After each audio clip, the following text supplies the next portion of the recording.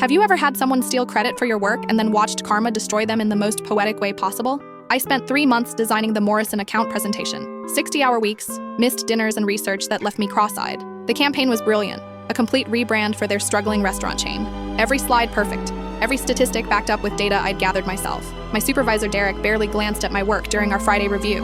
"Looks good," he said, scrolling through his phone. "Send it over and I'll present Monday." I assumed he meant we'd present together.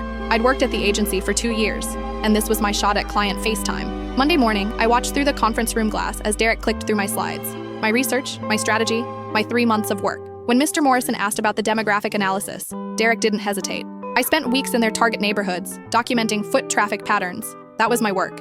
I'd stood outside suburban malls with a clipboard, tracking customer behavior in scorching heat. The meeting ended with handshakes and smiles. Derek got promoted to senior creative director the next week. I got a $50 gift card and a speech about being a valuable team player.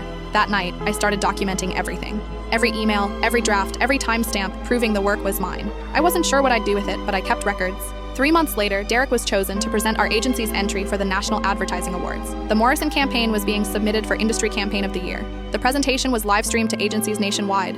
Derek's face would be on every screen in the business. The night before the ceremony, I received an email from the awards committee. They wanted to verify some details about the campaign's development process. I responded with everything: complete timeline, original drafts with metadata, email chains showing Derek had been on vacation during initial research, photos of me at those mall locations, time-stamped and geotagged.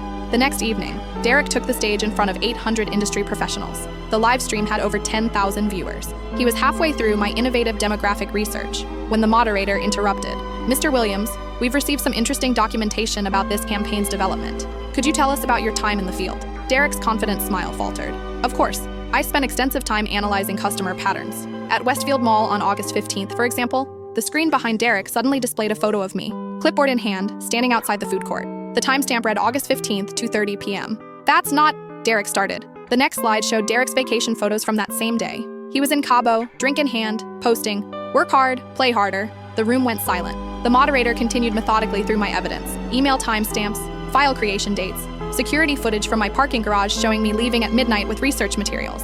Derek stood frozen as his career crumbled in real time. The live stream chat exploded. Screenshots were already being shared across social media. "Mr. Williams," the moderator said calmly, "do you have anything to say?" Derek's voice cracked. "This is a misunderstanding."